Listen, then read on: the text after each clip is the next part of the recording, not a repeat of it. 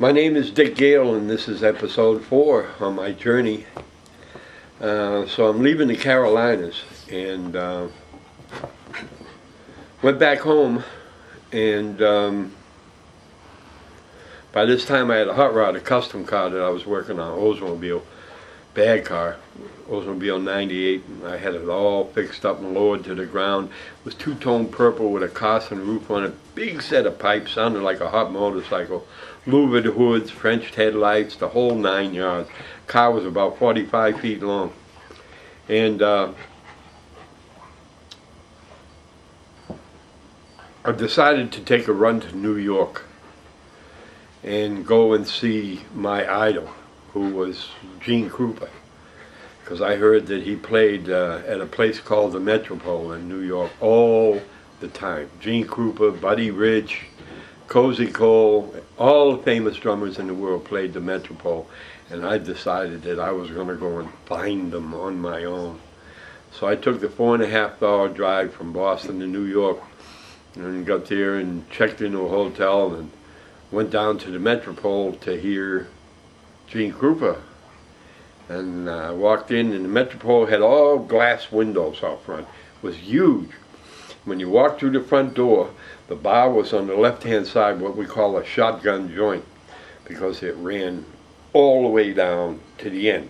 So if you fired a shotgun, you could have everybody in the place. That's why they called it a shotgun joint.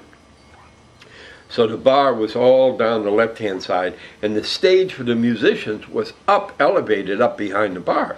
So any musicians playing, you could see them. You were looking up at the musicians, and they ran music in there from 3 o'clock in the afternoon until 1:30 in the morning, 7 nights a week, all kinds of famous people. And in the afternoon, Tony Parenti, the clarinet player, was in there with one of the greatest ragtime piano players in the world, named Dick Gail, was working in there. And as luck would have it, nobody was in there that night. Krupa wasn't there, Buddy Rich wasn't there, nobody was there. They had some Dixieland band. So, but around the corner was the Peppermint Lounge. And they had a band in there that I knew called Joey D and the Starlighters. And oh boy, I wanted the Peppermint Twist. That was the tune.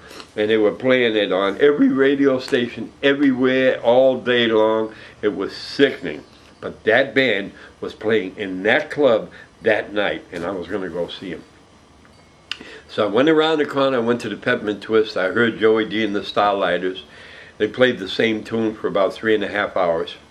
And finally I left there and I went back over to the Metropole and to hear the Dixieland band, because I like Dixieland. Like I said, my father had really played a lot of Louis Armstrong. So I heard the band play. They played a few tunes. Band really sounded good, 6 pieces. Roy Liberto on trumpet, Bob Coquille on bass, Buddy Johnson on piano,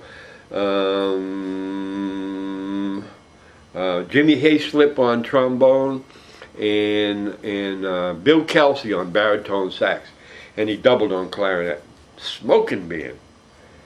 So the band got off, and as they were walking by, I stopped the bass player and I said, "Hey, you guys need a drummer? I can play that stuff." And he looked at me and he said, "You can?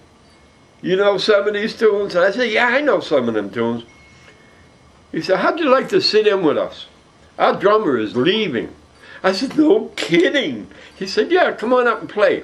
So we got up on the stage and they introduced me, and I got up on the stage and I played. I played 2 or 3 tunes, and then the drummer went up and played the rest of the set with them.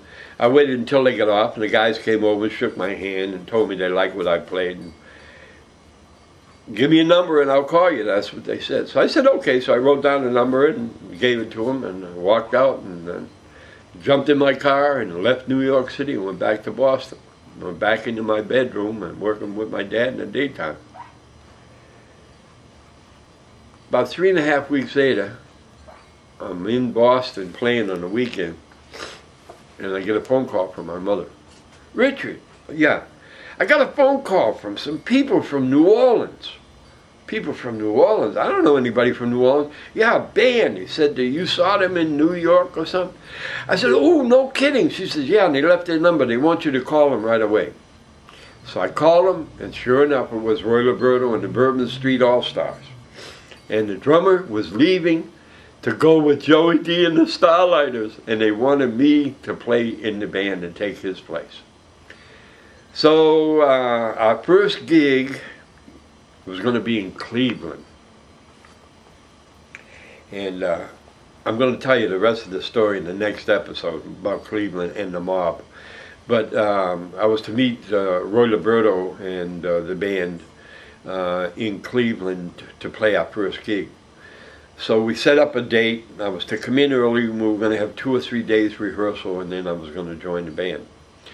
So they sent me some money, and I jumped on a bus with my drums and all that, drove to Cleveland, and unloaded my bus, got in the hotel room. They already had reserved for me. Oh boy, I was a big shot now.